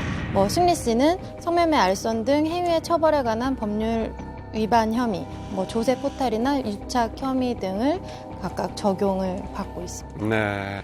자, 정준영 씨는 17일 2차 비공개 소환 밤샘 조사를 했는데요. 어떤 결과가 나왔죠? 네. 네, 결국은 구속이 됐습니다. 네. 많은 분들이 좀 예상했던 결과이기도 한데요. 이번 사건을 그만큼 중하게 보고 있고 또 범죄 사실이 어느 정도 소명이 됐기 때문에 결국은 구속 수사가 불가피하다고 판단을 한 것 같고요. 이 20만 건이 넘는 내용이 있기 때문에 추가적으로 아직은 대중에 알려지지 않은 또 다른 부분에 대해서 추가 수사가 이뤄질 가능성도 배제할 수 없습니다. 근데 어쨌든 간에 이 두 사람의 그 임하는 태도랄까요? 그 임하는 과정이 굉장히 상반돼서 또 주목을 받았는데 지금 피해자 여성분들, 사실과 다르게 2차 피해를 입으신 여성분들, 모든 분들께 다시 한번 모두 수고하셨습니다. 성매매 알선 혐의 조사 저는 중에 인정하셨습니까? 오늘도 성실히 조사를 마치고 나왔습니다. 거의 모든 혐의를 담담하게 인정하는 정준영 씨에 반해서 승리 씨는 혐의를 부인하지만 증거를 따로 내는 것도 아니고 조금 약간 애매모호하게 약간 일관하는 모습을 보여가지고 본인들이 지금 저지른 어떤 그런 범죄 행위에 증거가 있느냐 없느냐에 따라서 이렇게 다른 건가요? 정준영 씨 같은 경우는 완전히 불리한 게 몰카라는 빼도 박도 못하는 증거가 있잖아요. 근데 승리 씨 같은 경우는 대화 이외에 실제로 성매매를 했는지 직접 증거가 없는 상황이에요. 그래서 군입대가 미뤄진 게 아주 잘 된 결정이라고 생각을 해요. 근데 빨리 수사를 해서 증거를 수집하는 게 굉장히 중요한데 이제 남은 게 뭐냐면 경찰의 참고인 수사가 중요합니다. 그 사업가를 직접 소환을 해서 조사를 해야 된다고 생각을 하고요. 승리도 마약을 투약을 했다라는 제보가 최근에 있었어요. 그러니까 일단 첫 소환 때 마약 검사를 하기는 했었잖아요. 또 승리가 굉장히 자신감 있어 했고 실제로 음성 반응이 나왔잖아요. 근데 이것과 별개로 제보자, 그러니까 클럽 관계자가 승리가 마약 투약을 했다라고 제보를 했는데 시기와 장소가 애매해서 수사에 난항을 겪고 있는 상황. 네. 자, 근데 지금 말씀하신 대로 일단 경찰 측에서는 군입대를 안 하는 것이 더 조사를 할 수 있다 그러는데 승리 입장에서는 군대를 미루는 게 본인이 미루겠다고 그랬잖아요. 이게 이 부분이 유리했을까요? 아니면 유리할 수 있는 것 같아요. 왜냐하면은 일단 그 훈련소에 들어가면 일단 훈련을 받잖아요. 네. 변호사하고 접촉할 수 있는 시간이 많지가 않을 거예요. 조언을 받을 수 없는데 일단 연기를 함으로써 이제 변호사랑 옆에 있기 때문에 저는 뭐 굉장히 좀 유리하다고 봅니다. 초기 수사와 이 결과가 정말 중요하거든요. 그 시기에 승리가 어떤 식으로 변호사와 얘기를 해서 대응을 하는지가 향후에도 치명적인 영향을 미칠 수 있기 때문에 저는 오히려 지금 입대하지 않는 게 승리 입장에서는 더 유리할 수 있을 것 같습니다. 그래서 저는 연기 신청을 낸 또 다른 이유가 있다고 생각을 하는데 이 연기 신청을 스스로 냈다는 게 중요한 건데 나중에 이제 이거와 관련된 수사가 진행이 되고 재판이 열리면은 이 스스로 연기 신청을 했을 경우에 재판부에서 반성의 기미로 받아들인대요. 그래서 감형이 될 가능성이 있다고 해요. 네, 현재를 기준으로 승리 씨와 정준영 씨의 처벌 수위를 조심스럽게 예측해 보자면 혹시 예측을 하는 거니까요. 두 사람 모두 성추문입니다. 이 경우에는 성폭력 처벌법이 이제 적용이 되는데 보통 이제 여러 가지 사안이 걸렸을 경우에는요. 가장 형량이 무거운 그 형량의 2분의 1을 더합니다. 결국은 뭐냐면은 성폭력 처벌법은 5년 이하의 징역이거든요. 최장 5년인데 여기에 2분의 1이 더해지면은요. 최장 7년 6개월까지 가능하다. 네. 저도 변호사들한테 이제 전화를 해서 물어봤는데요. 정준영 씨 같은 경우는 지금 최고형 7년형이라고 얘기를 하는데 사실 7년형도 불가능하대요. 왜냐하면 그거는 법적으로 적혀있는 숫자일 뿐이지 실질적으로 최고형을 받는 경우가 많지 않을 뿐더러 정준영 씨 같은 경우는 물론 2차례 사건이 있었지만 전과범은 아니거든요. 그래서 이거를 뭐 초범이라는 거죠. 예, 특수법이 적용된다고 하더라도 이게 7년형을 받기는 힘들고요. 중요한 건 이제 피해자들과 합의 부분인데 만약에 피해자들과 합의를 하면은 집행유예가 되는데 피해자들이 일단 너무나 많기 때문에 제가 봤을 때는 전부 다 합의를 하기는 힘들 것 같아요. 만약에 이 문제가 가볍게 처벌이 된다면 아마 이런 범죄가 더 급증하지 않겠어요? 그렇죠. 저 정도 했는데 이런 가벼운 집행유예가 나왔다 이렇게 돼버리면 정말 이런 거를 상습적으로 하는 그 사람들이 정준영이 이렇게 됐는데 난 이 정도는 할 수 있겠다. 전 오히려 나쁜 결과를 초래할 수 있을 것 같아서 경각심이 네, 저는 정말 정확하게 해야 될 것 같아요. 관심이 쏠린 이 버닝썬 게이트가 결국에 무혐의로 끝난다거나 이렇게 끝나버리면 정말 이 분노를 정말 어디다가 쏟을 길이 없을 것 같아요. 증거가 없을 뿐이지 혐의가 계속해서 쏟아져 나오고 있는 상황이잖아요. 그런데 승리 씨가 이 단톡방에서 나눴던 대화들을 두둔하는 비호 발언이 화제가 됐어요. 네, 일단 버닝썬 이문호 대표가 한 매체와 전화 인터뷰에서 이런 이야기를 합니다. 승리의 3년 전 카톡이 죄가 된다면 대한민국 남성들은 다 죄인 아닌가? 라고 반문을 하면서요. 성매매가 이루어진 것도 아니고 장난만 친 건데 라고 승리를 두둔하는 이야기를 했어요.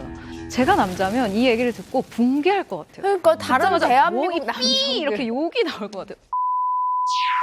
네가 뭔데 우리를 싸잡아. 약간 이런 분노해야 될 발언 아닌가요? 네가 뭔데 우리를 대표해. 자, 초반에도 말씀드렸었지만 이문호 대표의 영장이 기각됐습니다. 여러분들 생각이 어떠십니까? 지금 한국에서 있는 여러 가지 사업들이 있는데 갑자기 뭐 도망간다거나 이러지는 아마 않을 것이다라고 판단을 재판부가 한 것 같기는 한데 저는 좀 요거는 잘못됐다라는 이제 개인적인 생각을 하고는 있어요. 왜냐하면 지금 알려진 혐의 등에 대해서는 뭐 부정하지 않을 수도 있고 인정할 수도 있지만 알려지지 않은 굉장히 많은 범죄들 혹은 뭐 어딘가의 유착관계 이런 것들이 우리가 충분히 의심하고 있잖아요. 근데 그 부분에 대해서 증거인멸을 재판부가 전혀 생각하지 않고 있다는 거는 조금은 이 사안을 조금 작게 보고 있는 거 아닌가. 훨씬 더 큰 사건이라고 생각을 하기 때문에 이건 좀 부족한 부분이 좀 있다고. 아쉽네요. 그런 건. 승리와 정준영 사건이 국가에서도 주목하는 유착 게이트 수준으로 커지고 있습니다. 왜 이렇게까지 번진 거라고 생각하십니까? 네, 김상규 씨 폭행 사건부터 마약, 성매매, 음주운전 등등 혐의가 이렇게 의심될 때마다 함께한 게 이런 유착의 의혹이 됐고요.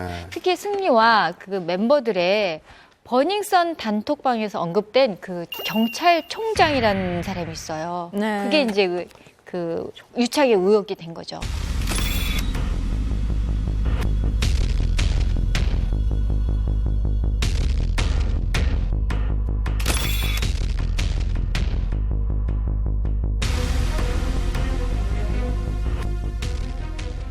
경찰총장이라는 계급이 없잖아요. 그래서 없죠. 사람들이 궁금했던 게 그러면 이게 뭐야? 검찰총장이야? 경찰청장이야? 이게 무슨 자기들만의 암호인가? 어떻게 되는 건가 하면서 뭐 이제 검색어도 막 오르고 굉장히 많이 궁금증을 자아냈는데 이런 얘기가 있어서 검사들은 경찰청장의 오타다. 그다음에 경찰들은 검찰총장의 오타다.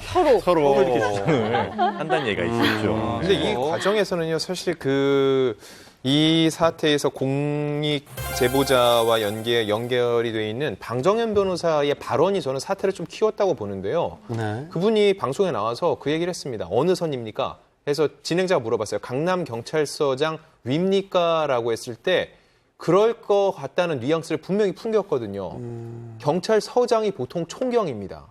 근데 그 위로는 정말로 지방경찰청장 그리고 경찰청장밖에 안 남아 있거든요.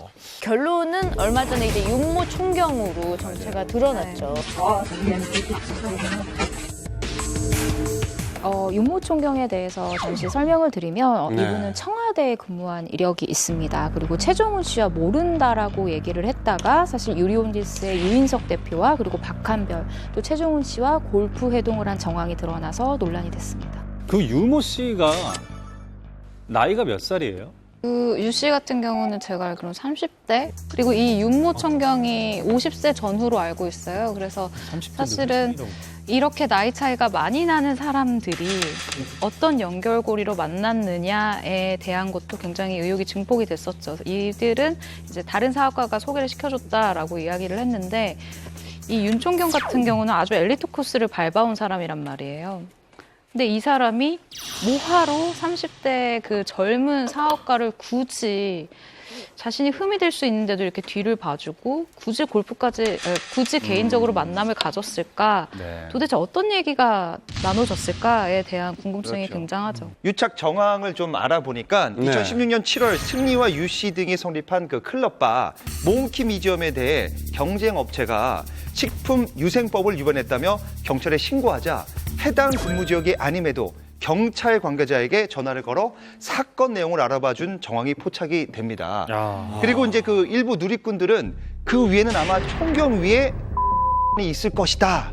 그리고 또 위에는 존재할 거다라는 의혹을 얘기합니다. 자, 이렇게 유착 의혹을 갖는 데에는 유인석 대표가 경찰 출석 때도 일반인 출입이 안 되는 경찰서 출입 카드가 있어야 하는 그런 그 동문으로만 거기는 관계자들만 들어가는 곳인데 그쪽으로 들어갔다. 그래서 어떤 유착 관계가 있는 게 아니냐 이렇게 의혹을 갖고 있는 거죠. 예. 최근 사회가 들통난 이 최종훈 씨 같은 경우도 이 윤 총경이랑 무슨 이 관계가 어떻게 이루어졌냐라고 할 때 이 유인석 대표가 연결고리가 됐다고 합니다. 사실 최종훈 씨가 계속해서 나는 뭐 모른다라고 이야기를 했잖아요. 근데 이 윤모 총경과의 친분이 결국 드러났습니다. 한 차례 윤모 총경 그리고 그의 부인과 골프를 쳤고요. 또 말레이시아에 거주하는 이 윤 총경의 아내죠. 이 아내분에게는 K-팝 공연 티켓을 선물로 줬다고 해요. 그러니까 만나기는 했지만 청탁은 없었다라고 이제 이 말을 이렇게 바꾼 상황이죠. 경찰분들에게 물어보면 이런 얘기를 해요. 아니 그 업소의 관계자랑 경찰이랑 만나서 뭐 경찰이 뭐 돈을 내던 뭐 식사비를 내던 골프를 쳐서 내가 돈을 내던 그 만남 자체가 불순하다는 거예요. 그 뭐 정말 친인척도 아닌 사람이 만난 것 자체가 불순하기 때문에 이건 굉장한 의혹이 있다라고 얘기를 하는 거죠. 제가 또 궁금한 것이 이제 만약에 유착이 있어도 돈을 받은 정황이 없으면 이 처벌은 안 되는 건지. 그 유 대표가 그 경찰 조사에서 또 인정을 한 걸로 알려졌어요. 나는 경찰한테 뭐 그런 걸 물어봤다 하면서 그렇기 때문에 이제 공무상 비밀 누설 혐의가 적용된다고 합니다. 돈을 안 줘도. 그렇군요. 유착 정황이 의심되는 사건이 정확히 어떤 것들이 있나요? 네, 저희가 지금 유착 얘기하는데 사실 어떤 정황인지 좀 헷갈리실 거예요. 네. 유착 의혹이 총 3가지가 있는데요. 일단 첫 번째는 몽키 뮤지엄이라는 곳이에요. 이곳이 이제 승리가 운영을 하는 곳인데 이곳이 일반 음식점으로 신고가 됐지만 사실 클럽이에요. 왜 다르게 신고를 했냐면 세금의 기준이 다르기 때문인데요. 여기서 이제 자연스럽게 탈세 의혹이 제기가 되고요. 근데 주변 업소에서 신고를 했는데 윤모 총경이 이 수사를 한다고 미리 얘기를 해준 거예요. 그러면서 유착 의혹이 있었고요. 또 버닝썬 같은 경우는 미성년자가 출입한 사건이 있었는데 소위 말하는 엄마 카드, 엄카를 1,700만 원을 썼어요. 이걸 본 부모님이 너무 깜짝 놀라서 경찰에 신고를 했는데 수사가 아예 진행이 되지 않았어요. 그러면서 박모 씨가 구속이 된 사건이 있었고요. 또 우리가 잘 알고 있는 최종훈 씨 같은 경우는 그 카톡에서 등장한 이제 음주운전을 무마시키도록 청탁을 했다라는 의혹을 받고 있는 거죠. 네. 앞에서도 언급을 했는데요. 과거 정준영 씨의 무혐의 사건도 같은 류의 그런 유착 사건입니까? 일단 의심의 눈초리를 피할 수 없을 것 같아요. 2016년 정준영 씨가 불법 동영상 촬영을 해서 그 수사 당시에 경찰이 증거를 인멸하려고 했던 것 아니냐라고 한 이런 부분이 지금까지 이어지고 있는데 정준영 수사가 아닌 제보자를 색출하려 한다라는 의혹을 네티즌들이 계속해서 제기하고 있습니다. 네.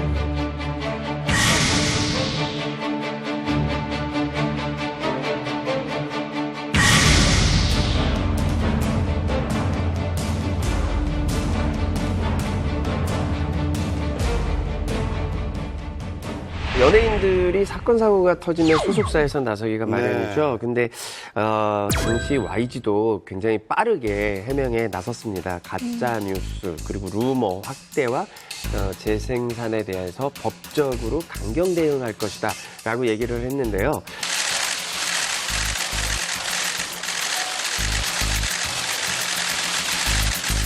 하루빨리 이 모든 의혹들이 진상 규명될 수 있도록 성실하게 조사 임하겠습니다.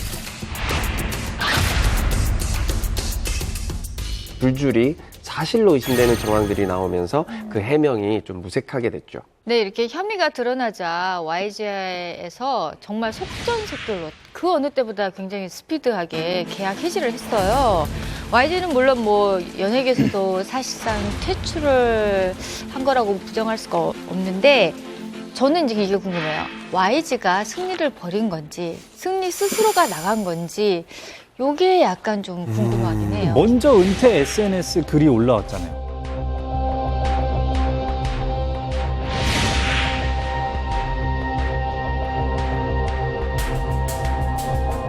물론 지금 이런 엄청난 혐의들이 있지만 승리의 그 가장 어렸을 때부터 자기가 이렇게 승칩이라는 별명을 얻게 해준 곳이 바로 YG잖아요.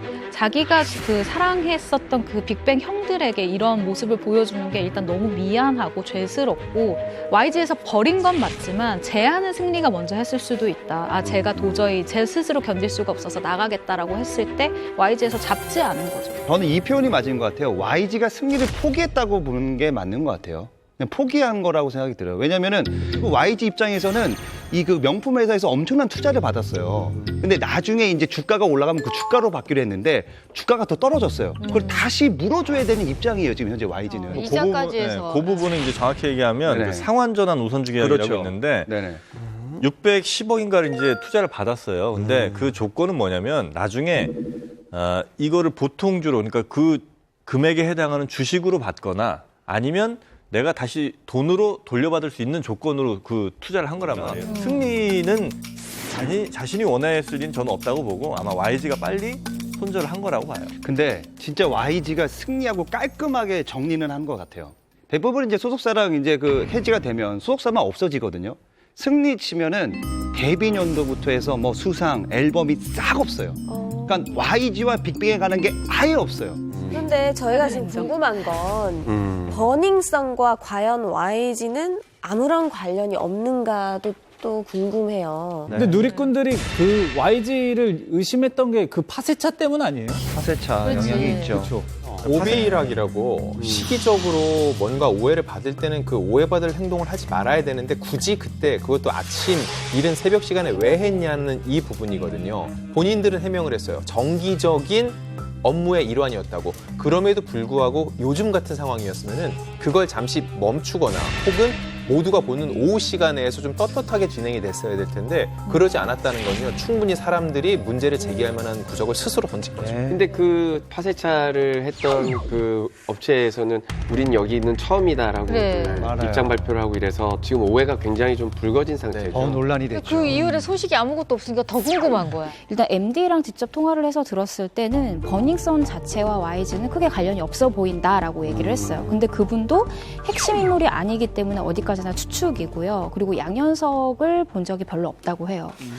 근데 조직도가 저는 중요하다고 생각하는데 사실 조직도가 이제 수익 구조 같은 거잖아요. 근데 거기에 YG 관련된 인물이 없어요. 그래서 버닝썬은 일단 YG랑은 크게 관련이 없어 보이는데 중요한 건 저는 이곳이라고 생각해요.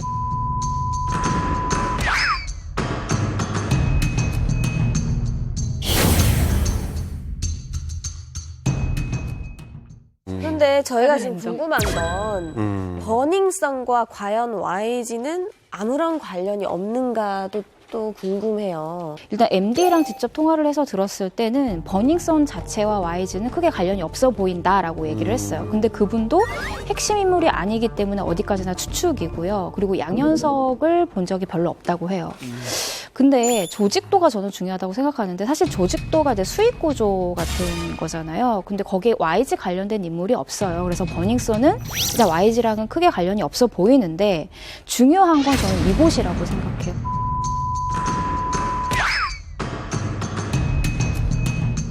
중요한 건 저는 이곳이라고 생각해요. 바로 러브 시그널. 러브 시그널이 승리가 직접 운영하는 것으로 알려져 있고 승리도 그렇게 홍보를 했지만 실소유주가 양현석 사장인 것으로 밝혀졌잖아요. 근데 이곳도 탈세 혐의가 있었습니다. 그래서 저는 조금 이 승리 버닝썬 지금 게이트와 YG의 어떤 연관관계가 겉으로 드러나진 않았더라도 의구심이 드는 부분은 승리 씨가 아무리 타고난 그 개인적인 사업가 기질을 가졌다고 하더라도 처음에 이제 사업을 스타트할 때는 분명히 가장 이제 가까운 분에게 조언을 구하거나 뭐 보고 배우는 사람이 있을 거란 말이죠. 그래서 이런 것들을 대체 어디서 이렇게 배웠을까? YG에 대해서 의혹을 갖는 거는 그럴 만한, 저는 뭐 정황까지는 아니지만 그럴 만한 뭐 꺼리는 좀 있다고 보는 게, 예를 들면 그 A 클럽 같은, 강남의 유명한 클럽 같은 경우도 국세청으로부터 세금 추징 당한 게 있어요. 맞아요. 네. 근데 이제 그때 당시에 진짜 소유주는 따로 있었단 말이에요. 그러니까 YG 같은 경우도 혹시 이와 비슷한, 예를 들면 뭐 버닝썬의 실제 대표라든지 아니면 뭐 이 사진들은 다른 사람들이지만 실소유주가 혹은 실소유주 혹은 YG가 아니겠느냐라는 의혹들을 사람들이 가질 수는 있는 거죠. 아무래도 이태원에서 계속해서 그 일을 하셨으니까 그런 분위기에 대해서 아시잖아요. 이 클럽 하나를 만드는데 사실 몇십억, 뭐 100억 단위로 준비가 돼야 됩니다. 그래서 그런 투자를 하시는 분들은 또 뒤에 따로 있더라고요. 근데 이분들은 계약서도 없고 아무것도 없어요. 그냥 내가 너 믿고 투자해줄게. 자, 너가 알아서 해. 이런 거고요. 뒤에서 이제 수입, 지출, 요거만 슬쩍슬쩍 정리만 정확히 하는 경우가 꽤 많다고 들었습니다. 지난 20일이었죠. YG를 상대로 전격 세무조사가 착수가 됐습니다. 통상 정기적으로 5년 단위로 이루어지는데요. YG는 2016년에 받았는데도 3년 만에 받게 돼서 이례적인 특별 세무조사입니다. 문재인 대통령이 특별히 좀 조사를 해달라는 말 이후로 이틀 만에 조사가 이루어졌습니다. 문제 행위에 대해 관할 경찰과 국세청 등 일부 권력기관이 무착하여 묵인, 방조, 특혜를 주어왔다는 의혹이 짙은 사건입니다. 이날 조사에는요, 재무 관련뿐만 아니라 공연, 마케팅, 광범위하게 지금 이루어졌는데요. 100명의 조사관들이 이 조사를 했다고 얘기가 좀 들려지고 있습니다.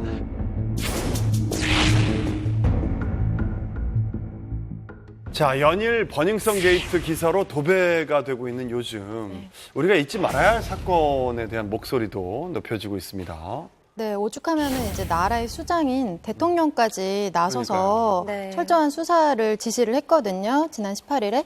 근데 이제 이게 어떤 사건이라면 총 3가지인데 김학의 별장 성접대 사건이랑 고 장자연 씨 사건 그리고 버닝썬 사건 이렇게 3가지입니다.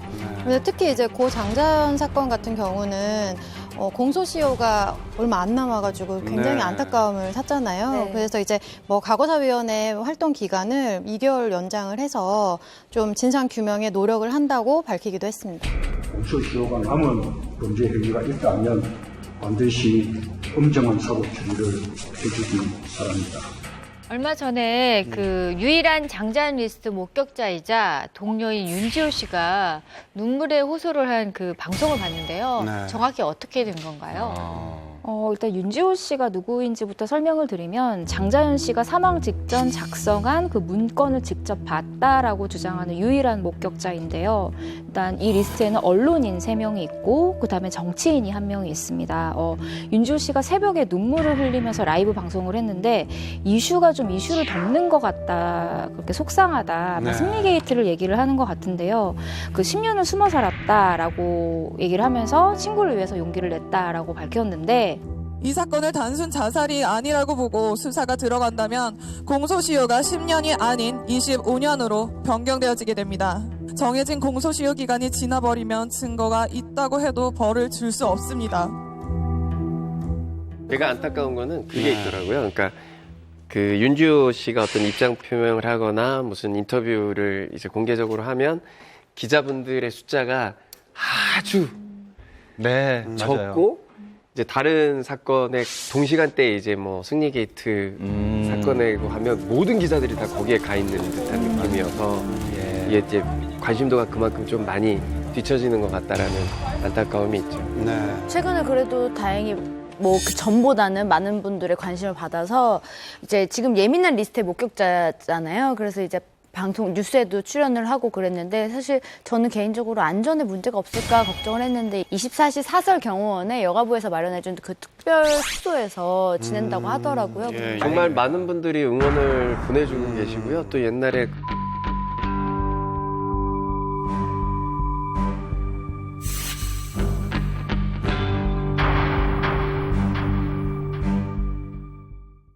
제가 안타까운 거는 그게 있더라고요. 그러니까 그 윤주호 씨가 어떤 입장 표명을 하거나 무슨 인터뷰를 이제 공개적으로 하면 기자분들의 숫자가 아주 적고 이제 다른 사건의 동시간대에 이제 뭐 승리 게이트 사건에 하면 모든 기자들이 다 거기에 가 있는 듯한 느낌이어서 이게 이제 관심도가 그만큼 좀 많이 뒤처지는 것 같다라는 안타까움이 있죠. 최근에 그래도 다행히 뭐 그 전보다는 많은 분들의 관심을 받아서 이제 지금 예민한 리스트의 목격자잖아요. 그래서 이제 방송 뉴스에도 출연을 하고 그랬는데 사실 저는 개인적으로 안전에 문제가 없을까 걱정을 했는데 24시 사설 경호원에 여가부에서 마련해준 그 특별 숙소에서 지낸다고 하더라고요. 정말 많은 분들이 응원을 보내주고 계시고요. 또 옛날에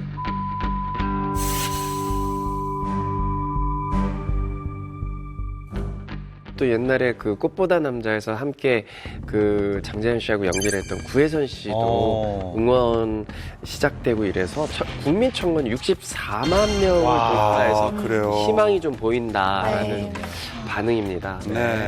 그런데 며칠 전 이대로 묻힐 위기에 놓여 있었던 고 장자연 사건이 새로운 국면을 맞게 되죠. 장자연 리스트 작성 배경에 배우 이미숙 씨가 관련됐다는 의혹이 불어졌죠. 네, 일단 뭐 밝혀두지만 의혹입니다.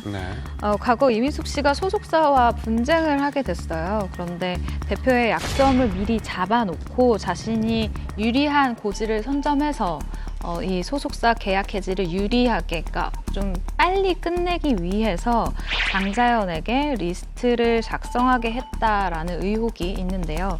최근 한 매체에서 과거 이미숙의 참고인 조사 진술서 내용을 조명을 했습니다. 장자연과 문건을 모른다라고 답한 이미숙의 답변에 의혹을 제기하기도 한 거죠. 네, 배우 윤주호 씨가 지난 8일 방송된 연예 방송에서요. 저보다 더 많은 진실을 알고 있음에도 함구하는 배우가 있다라고 발언을 해가지고요. 사람들에게 이제 누군가를 저격하는 게 아닌가라는 궁금증을 일으키게 하더라고요. 자, 그렇다면 현재 이미숙 씨의 반응은 어떤가요? 한 매체를 통해서 통화를 했는데 모른다, 기사를 봐야 한다라고 끊은 후 어떠한 입장도 내놓지 않고 있습니다.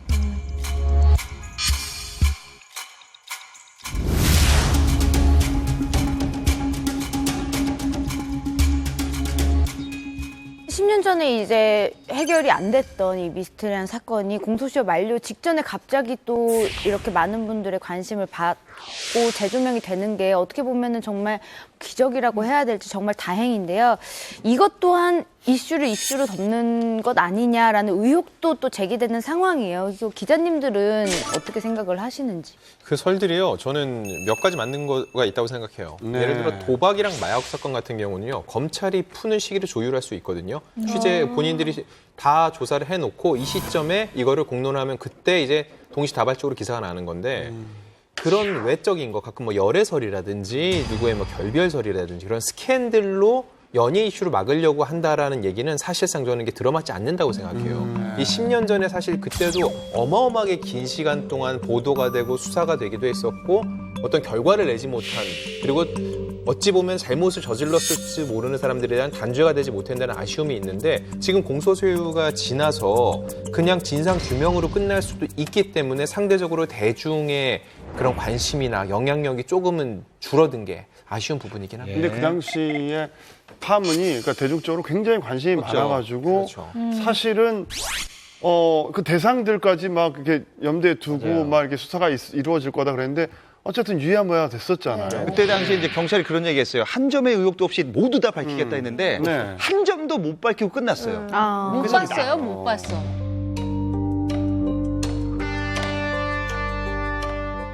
자, 버닝썬은 시작에 불과하고 또 승리 정준영 사건은 겁만 핥는다는 의혹의 시선이 굉장히 많습니다. 그 몸통에 누가 있는지 과연 다들 궁금해하고 의심하고 있고요. 네, 저는 최근 일련의 사건들의 공통점이 어떤 특권층의 비리 의혹이라고 생각을 해요. 그 권력이 이제 어디까지 뻗어 있냐 이게 이제 관심이고 핵심인데 뭐 장자연 사건부터 김학의 논란 그리고 승리 게이트까지 어떤 우리 사회 고질적인 어떠한 특권층 비리 그리고 성폭력 이런 부분이 좀 터질 게 한꺼번에 좀 터지고 있지 않나. 뭐 이렇게 사회적 관심이 모아졌을 때 수사력을 최대한 모아야 되고 사실 가장 중요한 건 국민의 관심이 끊어지면 안 된다라는 부분인 것 같아요. 네. 네, 앞으로 이 사건의 관전 포인트는 무엇일까요? 누가 어떻게 이 일을 벌였냐. 클럽에서 성범죄, 마약, 미성년자 출입, 탈세, 뭐 폭행 등의 뭐 여러 가지 논란 의혹들이 터져나오고 있는데 범죄를 키운다라고 생각을 하고 있고 무엇보다 이 공익 제보자가 두려움을 무릅쓰고 제보한 이유에 대해서 저희가 생각해 볼 필요가 있는데 그가 제보를 한 이유는 골맞춰진 현 상황을 고발하고 싶었기 때문이다라는 생각이 들거든요. 그렇기 때문에 이것이 어떻게 이뤄지고 어떻게까지 고름을 짜낼 수 있는지에 대해서 회복할 필요가 있는 것 같습니다. 네. 오늘은 버닝썬 게이트, 숨겨진 VIP의 정체년에 대해서 이야기를 나눠봤습니다. 네, 세상에 비밀은 없다고 하죠. 밝혀져야 할 일은 언젠가 꼭 밝혀지기 마련인데요. 빨리 이 어둡고 긴 버닝썬 게이트에서 빨리 하루빨리 벗어나길 바라겠습니다. 네. 버닝썬 게이트의 소식이 들어오는 대로 풍문에서 발빠르게 전해드릴 것을 약속드리면서 풍문으로 들었쇼. 다음 주에는 더욱더 핫하고 재밌는 이야기로 찾아오겠습니다. 여러분 감사합니다. 감사합니다. 수고들 하셨습니다.